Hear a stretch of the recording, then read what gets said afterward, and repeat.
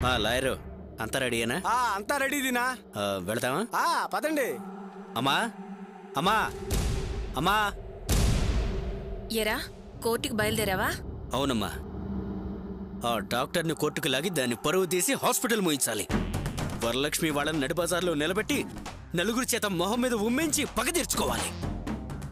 పిల్లాడి రహస్యం తెలుసుకుని వాడిని ఇంటికి తీసుకురావాలి. అంతేకాదు ఆ వరలక్ష్మి కుటుంబం నా కాళ్ల మీద పడేటట్టు చేస్తాను. అంతా నువ్వనుకున్నట్టే జరుగుతుందిరా.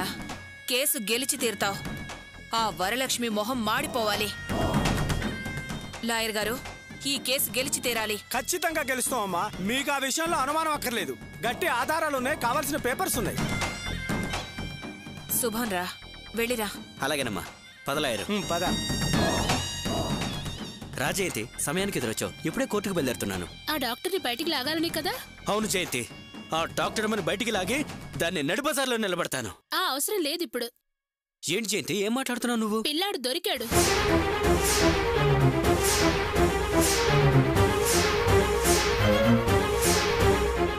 ఏంటి?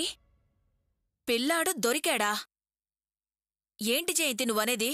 అవునమ్మా, వాణ్ణి తీసుకొచ్చి ప్రియకు అప్పచెప్పి వెళ్లారు. ఎవరు తీసుకొచ్చి అప్పచెప్పారు? ఎవరు వాళ్ళు? గోపి, అర్చన. ఇన్నాళ్ళు అర్చన దగ్గరుంది నీ కొడుకన్నయ్యా.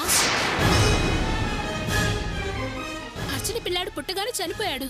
ఆ చనిపోయిన పిల్లాడిని నీ చేతికిచ్చి మోసం చేశారు. పిల్లాడు చనిపోయిన విషయం అర్చనకి తెలిస్తే తట్టుకోలేదని, పిల్లాడుంటే ప్రీ ఫ్యూచర్ కి అడ్డమని ఆ వరలక్ష్మి బిడ్డల్ని తారుమారు చేసింది. ఆ డాక్టర్ గోపి ఆవిడికి సపోర్ట్ చేశారు. ఆ తర్వాత నిజం మావయ్య గారికి తెలిసింది. ఈ నిజం దాచి అంతా నాటకం ఆడారన్నయ్యా. మరి ఇప్పుడు ఎలా బయటపడిందే? ప్రియ విషం తాగి హాస్పిటల్లో చావు బతుకుల మధ్య ఉన్నప్పుడు అర్చనకి నిజం చెప్పేద్దామని అత్తగారితో గోపి ఈ విషయం గురించి మాట్లాడుతుంటే అర్చన వినిందంట. అందుకే పొద్దున్నే పిల్లాన్ని తీసుకొచ్చి ప్రియకు అప్పగించింది. అన్నయ్య, నీ బిడ్డ ఇప్పుడు ప్రియ దగ్గరే ఉన్నాడు.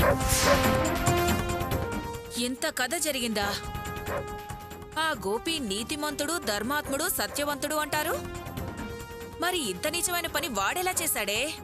వాడు మంచోడేనమ్మా. అప్పుడా పరిస్థితుల్లో మా అత్త వాణ్ణి ఒప్పించింది. అర్చనకు అంతకు ముందు అబార్షన్ అయింది కదా.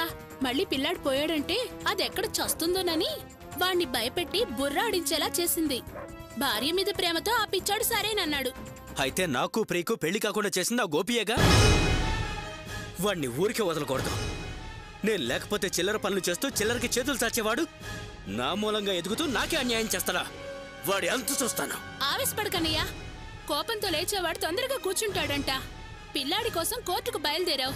ఇప్పుడు ఆ పిల్లాడి సంగతి తెలిసిపోయింది. వెళ్ళి బాబునివ్వమని ప్రియని అడుగు. వాడి మీద నీకు హక్కుంది. ఇవ్వనంటే టార్చర్ మొదలుపెట్టు. దినా, జయంతి చెప్పేది బాగానే ఉందిరా. నిజమేనమ్మా. కేవలం పిల్లాడి తండ్రినని ఒకే ఒక కారణంతో ఎలా బెదిరించడం? అలా అంటావేంటన్నయ్యా? ఆ ప్రియేమో వాడే నా ప్రాణం, వాడే నా భవిష్యత్తు అంటుంది. కాని తండ్రిగా నీకు హక్కుంది. వెళ్ళి లాక్కో. ఒక్కడ డ్రామా మొదలవుతుంది. ప్రియకి మా అత్తకి నరకం చూపించు. కోర్టులో కేసులను తిరిగే పనే ఉండదు.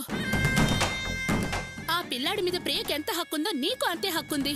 వాళ్ళని పిల్లాడి చుట్టూ తిరిగేలా చెయ్యన్నయ్యా. చాలు. కరెక్టే జయంతి, అదే పని చేస్తాను. Lawyer, court case close.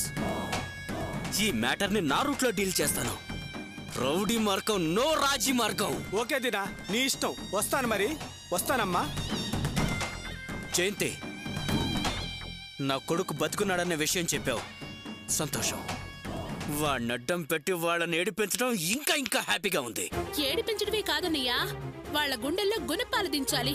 ఆ వరలక్ష్మి అణువణువు సూదులు దించాలి.